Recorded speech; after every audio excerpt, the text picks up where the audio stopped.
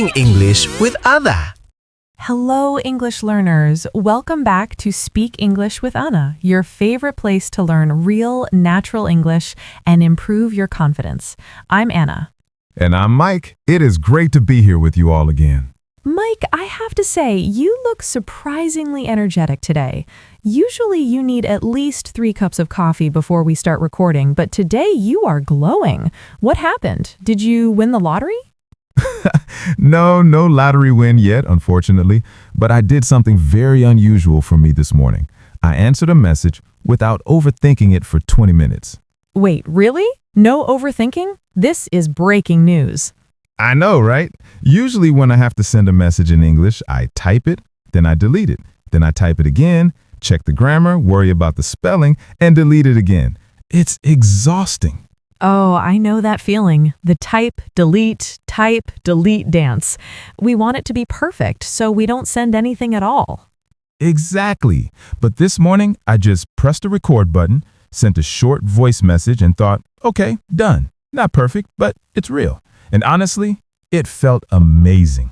That is such a huge step, Mike. And I think you just described exactly what we need to talk about today, because I know many of our listeners do the exact same thing, but with speaking.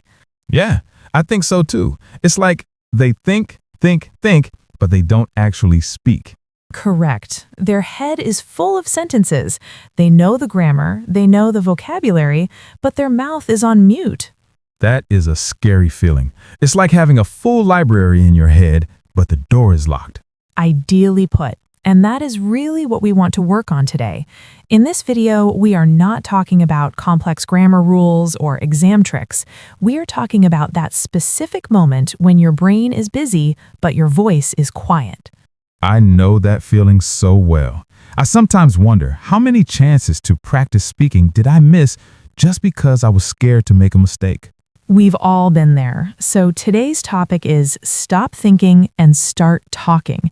It is all about calming down that noisy brain and actually using your English voice in real life. We are going to share real stories, simple ideas, and tiny steps you can try immediately. We want speaking to feel less like a test and more like chatting with a friend. Exactly. But before we dive deeper into our stories, and trust me, Mike has a funny, embarrassing story to share later, we have a small favor to ask. Yes, if you are ready to unmute your voice and stop overthinking, please hit that like button right now. It really helps the channel grow and helps other learners find us. And if you haven't already, please subscribe to Speak English with Anna and turn on the notification bell. We don't want you to miss any lessons that can change your English life. All right, Anna, I think the audience is ready.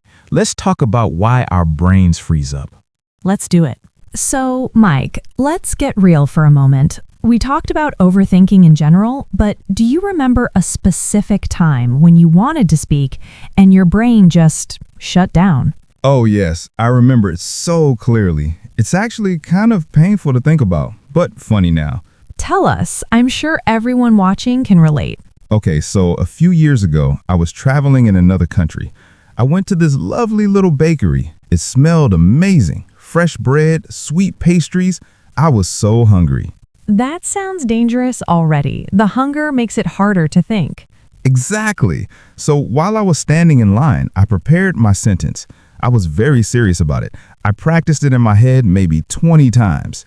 What was the sentence? It was simple. I wanted to say, "Hi, can I have that chocolate cake, please?" Okay, sounds simple enough. Hi, can I have that chocolate cake, please? Perfect B1 English. Right? In my head, I sounded like a native speaker. I was confident. I thought, I've got this, no problem. So what went wrong? Well, it was finally my turn. I stepped up to the counter. The lady behind the counter looked at me, smiled, and she said something, but she said it incredibly fast. Oh no, the unexpected question. Yes, she probably just said, "Hello, what can I get for you today?" or something normal. But to my ears, it sounded like fast forward noise. And suddenly, my brain felt like someone pulled the plug out of the wall. Like when the Wi-Fi suddenly goes off? Exactly. 1 second, I had full internet connection in my brain. The next second, no signal, 0 bars. So did you say your perfect sentence? I wish. My beautiful sentence completely disappeared. I just stood there, holding my wallet, staring at her. I opened my mouth and said, hi, cake, this, please? Oh, Mike. And I pointed at the cake with my finger like a lost child. Cake, this. It was terrible. Honestly, Mike, that is still communication. You wanted the cake, you pointed at the cake. Did you get the cake? I did. And the funny thing is, the lady smiled. She didn't laugh at me. She was actually very kind. She just put the cake in a bag and gave it to me. See, the world didn't end. The world didn't end, true, but inside, I felt so embarrassed. I walked out of that bakery holding my chocolate cake thinking, come on, Mike, you studied English for years. Why couldn't you say one simple sentence? That feeling is so real. I think that is the worst part. It's not that we can't speak English, it's the frustration of knowing that we can do better, but in the moment, we failed. Exactly. It feels like your brain betrays you. And our listeners know this feeling too. You study, you repeat words, you understand podcasts like this one, and then in real life, your mouth suddenly forgets everything. It's like the connection between your brain and your mouth is broken. I had a similar moment on a video call once with some native speakers. I had a great idea I wanted to share. I practiced it in my mind while others were talking. Let me guess. When it was your turn, the idea vanished. Completely. Everyone looked at me, waiting for Anna to speak, and my brain just became a crowded room. Too many thoughts, too much fear, grammar rules flying everywhere. I ended up just saying, yes, I agree. No way. You just agreed? I just agreed, even though I had a totally different opinion. I took the easy way out because I froze. Wow. If it happens to you, Anna, then it really can happen to anyone. It really can, and that is the important thing to remember. The problem is usually not your vocabulary level. The problem is the freeze. So why does this happen? Why do we freeze even when we know the words? That is the big question, and usually it comes down to two big enemies, fear and perfectionism. Let's talk about them in the next section. So, Mike, let's look at your bakery disaster again. You knew the words, you had the money, you wanted the cake. So why did your brain pull the plug? Honestly, I think I was terrified. Terrified of what? The lady with the pastries? No, she was very nice. I was terrified of looking stupid. I was scared that if I made a grammar mistake, she would judge me. Judge. That is a heavy word. What does that mean to you in that moment? It means I thought she would look at me and think, wow, this guy's a grown man and he speaks like a baby. His English is terrible. Even though she didn't actually say that, your brain whispered it to you. Exactly. My brain became this very strict teacher. That is such a common experience. We call that the inner critic. For many of us, it starts in school. Do you remember English classes in high school? Oh, definitely. I remember one specific day. A student answered a question and he made one small mistake with a verb. The teacher stopped him immediately and corrected him with a very cold voice. Ouch. And the whole class probably laughed. A little bit, yes. And I watched that student. After that day, he became very quiet. He almost never raised his hand again. And that is where the trauma starts. Your body remembers that feeling. So now, 20 years later, when you want to buy a cake, your brain screams, beep, beep, danger, don't talk, you might make a mistake. That is exactly what it feels like. It's a literal alarm system. But Anna, there is something else too. It's not just fear of mistakes. It's wanting it to be amazing. Ah, yes, the second enemy, perfectionism. Yes, perfectionism. I didn't just want a cake. I wanted to order the cake perfectly. I wanted the best grammar, the best British accent, the best intonation. Perfectionism is the silent killer of fluency. It's when you think, if it's not perfect, it's not good enough. So you don't allow yourself to speak a simple, okay sentence. It reminds me of waiting for a bus. Oh, I like metaphors. Tell me about the bus. Okay, so imagine you are at a bus stop. You want to go home. A bus comes, but you say, no, this bus is a bit old. I want a better one. So you let it pass. Okay. Then another bus comes. You say, no, this one is too crowded. Not perfect. You let it pass. Then a third one comes, but you don't like the color. And meanwhile, you are still standing at the bus stop. Exactly. Eventually, all the buses are gone, and you are still standing there alone in the rain. That is a brilliant way to describe it. The buses are your sentences. Yes, I reject the first sentence because the grammar feels simple. I reject the second one because I can't remember the fancy word. And while I'm waiting for the perfect sentence bus, the conversation moves on. And the moment is gone. I hear this from students all the time. They tell me, Anna, I wanted to say something in the meeting, but I changed the sentence 10 times in my head. And by the time they were ready to speak, The boss had already changed the topic to next month's budget. that is so frustrating. So we stay silent, not because we don't know English, but because we're waiting for a perfection that doesn't exist. Precisely. Your fear is speaking loudly. Your perfectionism is speaking loudly. And sadly, all that noise is louder than your actual voice. So the problem isn't my English. The problem is my standard for myself. Yes, we are trying to write a university essay in our heads when we should just be having a chat. Okay, that makes sense.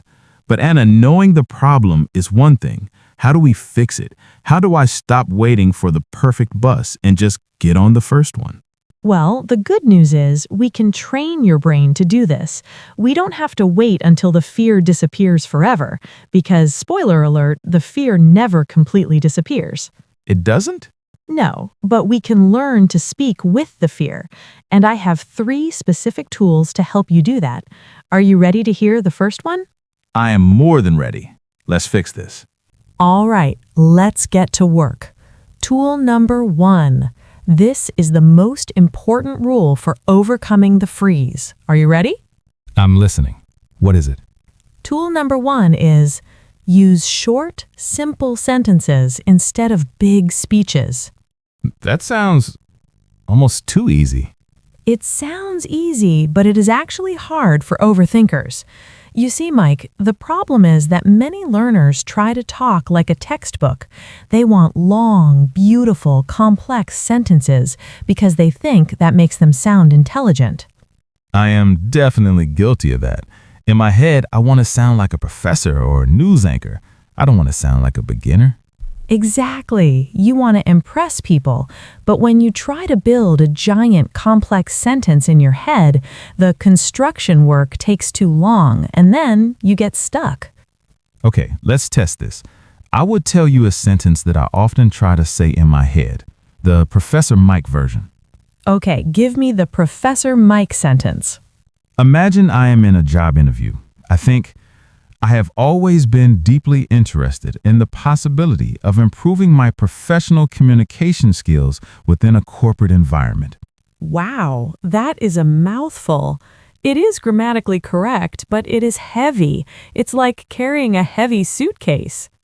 It feels heavy, and if I try to say that, I would probably forget the word possibility or stumble over a corporate environment. Right. So let's throw away the heavy suitcase. What is the core message of that sentence? What do you really mean? I mean, I want to get better at talking to people. Perfect. So say that. I want to speak better. Or I want to improve my communication. I want to speak better.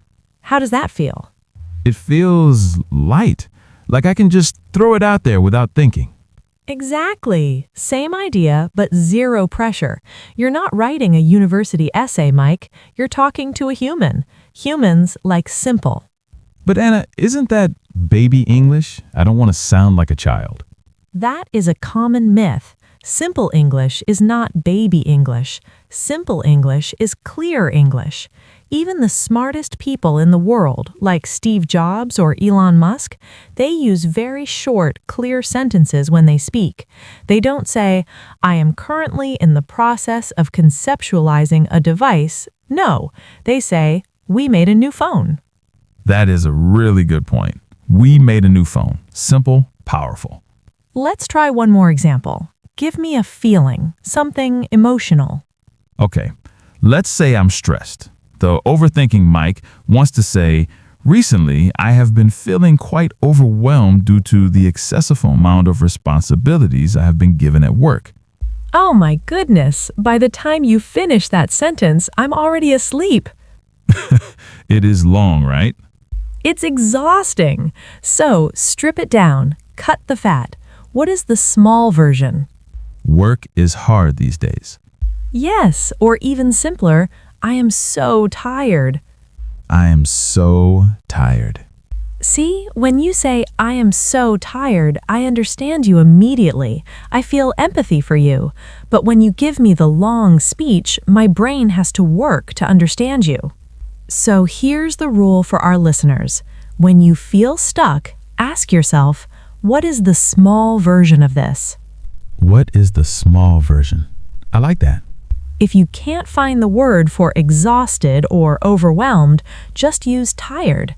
If you forget the word for delicious, just use good. Keep it moving. So don't stop the car just because you don't have the perfect map. Just keep driving. Exactly. Momentum is more important than perfection. A short sentence that comes out of your mouth is always better than a perfect sentence that stays in your head. Okay, I can do this. Keep it simple. But Anna, sometimes I don't even have a sentence. Sometimes I just need to react to someone else. What do I do then? Ah, that's where tool number 2 comes in. It's called the reaction bridge. Let's talk about that. Okay, Anna. I like the idea of short sentences. I am tired. This is good. That I can do. But here's another problem I have. Tell me. Sometimes I'm in a conversation and someone is telling me a story. I'm listening, I understand them, but when they stop talking, I panic. Because you feel it is your turn to speak? Yes, the spotlight turns to me and I feel like I need to say something smart immediately, but my brain is still processing what they said. So there's just this awkward silence. Ah, the awkward silence. We want to avoid that. This brings us to tool number 2. Start with reaction words. Reaction words? What are those? Reaction words are tiny little phrases you say to show you are listening. They're not full sentences, they're just emotional signals. Like what? Things like, oh really? No way. That's interesting. Or, I get you. Wait, that counts as speaking? Absolutely. In fact, it is some of the most important speaking you can do. Think of them as a bridge. A bridge? Yes. When the other person stops talking, your brain is still loading. You are still searching for your next sentence. The reaction word is the bridge that connects their story to your next sentence. It buys you time. Oh, I love buying time. It buys you maybe 2 or 3 seconds, and in those 2 or 3 seconds, your brain can calm down and find the next words. Can you give me some examples? Let's say someone tells me good news.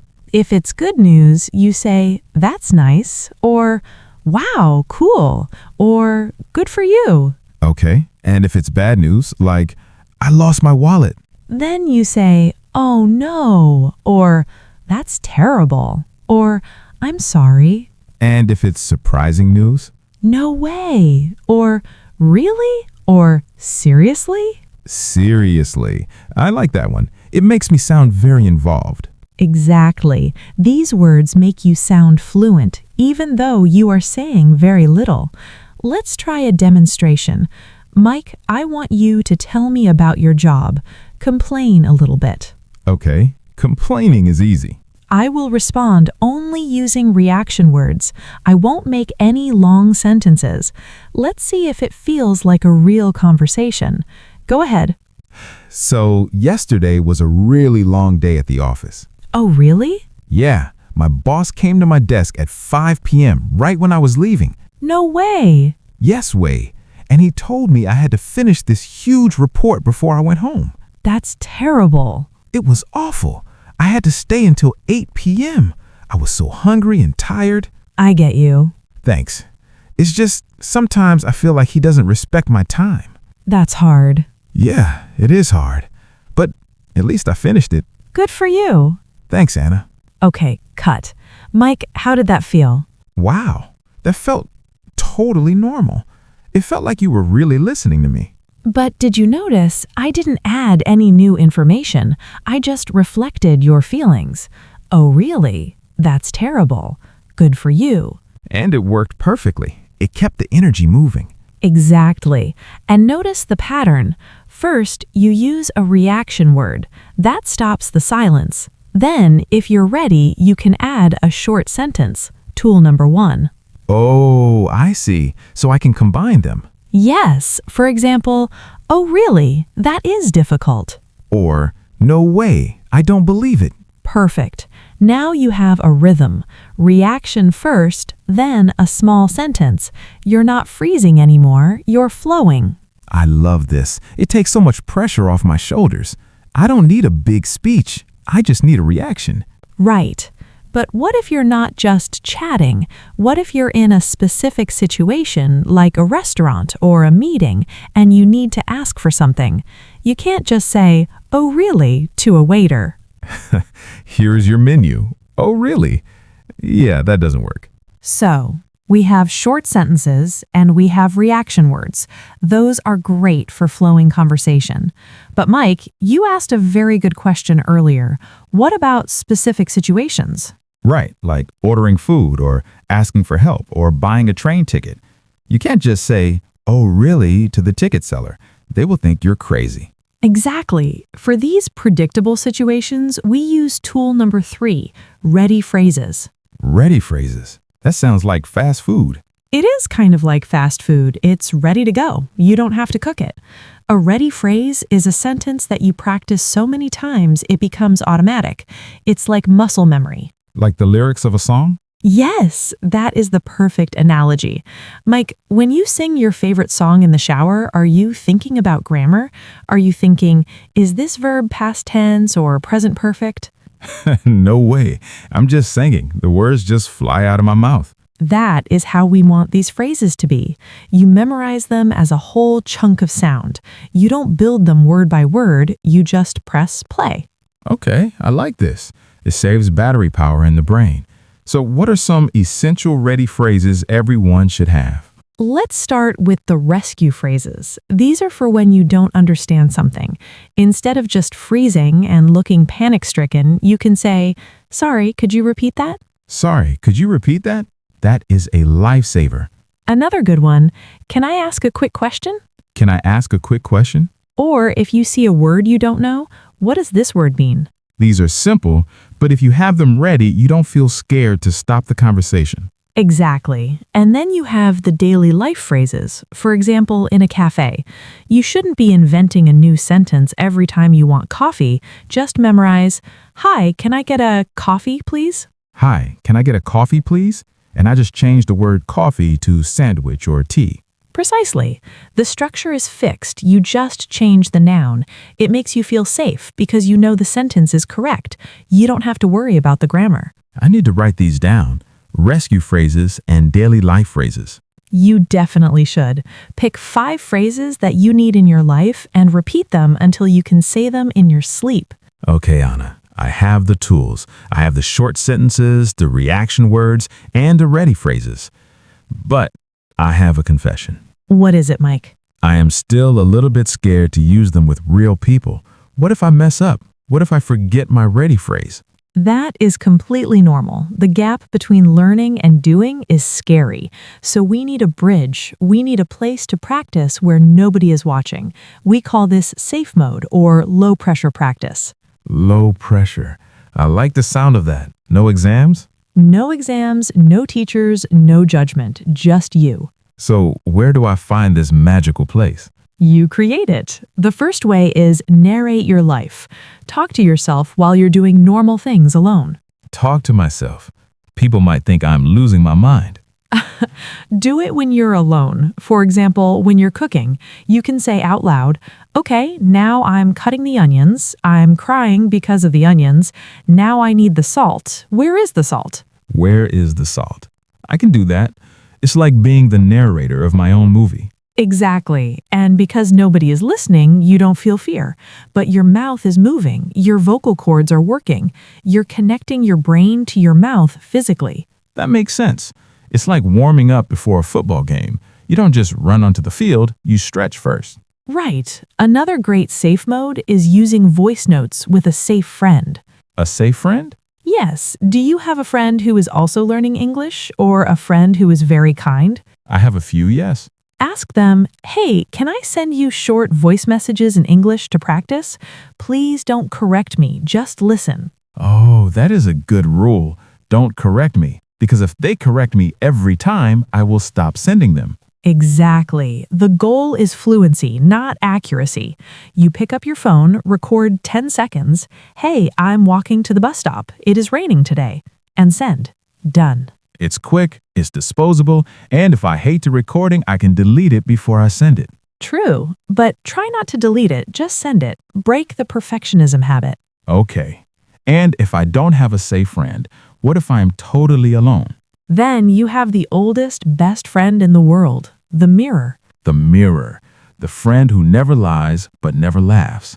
Stand in front of the mirror for 1 minute a day, look at yourself in the eye, and introduce yourself. Or say 3 things you're grateful for. I'm happy about my coffee. I'm happy about the weather. I'm happy to be here. It sounds a bit silly, but I guess it helps you get used to seeing yourself speak English. That is the key. You need to see yourself as an English speaker. When you look in the mirror and see your mouth moving and hear English coming out, your brain starts to believe, hey, I can do this. It builds identity. I'm an English speaker. Exactly. So you have the tools and now you have the safe places to practice them. You don't have to jump into a high-pressure business meeting immediately. Start in the kitchen. Start in the mirror. Start small. I like that. But Anna, even with all this practice, there's one last thing we need to fix. It's the way we talk to ourselves inside our heads. Ah, yes, the internal mindset. That's the final piece of the puzzle. Let's talk about construction mode in the next section. Okay, Mike, we have covered a lot today. We have the short sentences, the reaction words, the ready phrases, and the safe mode practice. We have a full toolbox. We do, but there is one final thing that can still block you, even if you have all these tools, and that is the story you tell yourself. The story? You mean like my internal monologue? Yes, the voice inside your head. You see, many learners have a very mean inner voice. It says things like, I am stupid, or my English is terrible, or I will never be fluent. Oh, I know that voice. It is very loud, especially after I make a mistake. It says, see, Mike, you messed up again. You're hopeless. And if you talk to yourself like that, of course you will feel scared to open your mouth. Imagine if you had a friend who followed you around all day saying, you are terrible, you are terrible. Would you want to talk to them? No, I would hide from them. Exactly. So why do we do it to ourselves? We need to change the script. We need a mindset shift. Okay, how do we change it? Because I can't just lie to myself and say, I am perfect, because I know I'm not. You're right. False positivity doesn't work. Your brain knows when you are lying. So instead of saying, I am perfect, I want you to use a different phrase. What is it? I want you to say, my English is under construction. My English is under construction. I like that. What does it really mean to you? Think about a building site. When a house is under construction, is it beautiful? No, it's messy. There's dust everywhere. There are bricks on the floor, maybe some loud noises. Exactly. It is messy, but is that a bad thing? No, it means work is happening. It means the house is getting built. Precisely. Under construction means progress. It means you are not finished yet, but you are moving forward. So when you make a mistake, don't say, I am stupid. Say, oh, that part of the building isn't finished yet. I'm still working on it. That changes everything. It takes the shame away. If I make a grammar mistake, it's just a loose brick. I can fix it later. Yes, you don't have to burn the whole house down just because of one loose brick. This is really powerful, Anna. It gives me permission to be messy. You need permission to be messy. You cannot learn a language without making a mess. It is impossible. So instead of saying I can't talk, maybe I can say I am learning to talk more. Beautiful. And instead of saying I failed, say I practiced. Because even a bad conversation is practice. 100%. Every time you open your mouth, you are laying a brick. Maybe it is not a perfect brick, but the wall is getting higher, and that's what matters. Progress, not perfection. Progress means moving forward step by step, even if it's slow. Exactly. One small sentence today is better than 0 sentences today. You know, Anna, this actually makes me feel excited to make mistakes. Well, don't get too excited, but yes, don't fear them. Welcome them. They are proof that you are trying. Okay, my English is under construction. I'm going to write that on a sticky note and put it on my mirror. Please do, and every time you look at it, remember, you are building something great. Be patient with the builder. I will. Okay, so we have the tools, we have the practice methods, and now we have the right mindset. I think we're ready to wrap this up, Anna. I think so too. Let's do a quick recap of the words we learned today, just to make sure those bricks are solid. Let's do it. Time for the word tour. All right, before we finish today, let's do our little word tour. We used some important words and phrases in this episode, and I want to make sure you really own them. Yes, let's slow down and look at them one by one. First up is the big one, overthinking. Right. Overthinking means thinking too much about something, so much that it becomes a problem. Like when I wanted to send that voice message, but I spent 20 minutes worrying about it. That is overthinking. Exactly. Your brain is working overtime, but you are not actually doing anything. Next word, mute. Mute means no sound, like on your TV remote or your phone. In this episode, we said your head is full of sentences, but your mouth is on mute. That means you have the ideas inside, but you are not letting the sound come out. You are keeping your voice locked away. Next, we talked about perfectionism. Perfectionism is the belief that if something isn't perfect, it isn't good enough. It's when you refuse to speak unless your grammar is 100% correct. Which is a trap, because nobody is 100% correct all the time. Perfectionism makes you tired. It is heavy for the brain. True. To fight perfectionism, we talked about low pressure. Low pressure means relaxed, no stress, no exams, no teachers watching you with a red pen, talking to yourself in the mirror, or singing in the shower. That is low pressure. It's practice without the fear, and practicing leads to our next word, progress. Progress simply means moving forward, step by step, even if it's slow. Remember, 1 imperfect sentence is progress. 0 perfect sentences is not progress. I love that, and that connects perfectly to my favorite phrase of the day, under construction. Yes, under construction. Normally, we say a building or a road is under construction when people are still working on it. It isn't finished yet. So when we say my English is under construction, it means I am working on it. It is not perfect now, but I'm building it every day, and that is completely okay. Finally, we gave you 2 tools, reaction words and ready phrases. Reaction words are the short signals like, oh really? Or, that's nice, to show you're listening.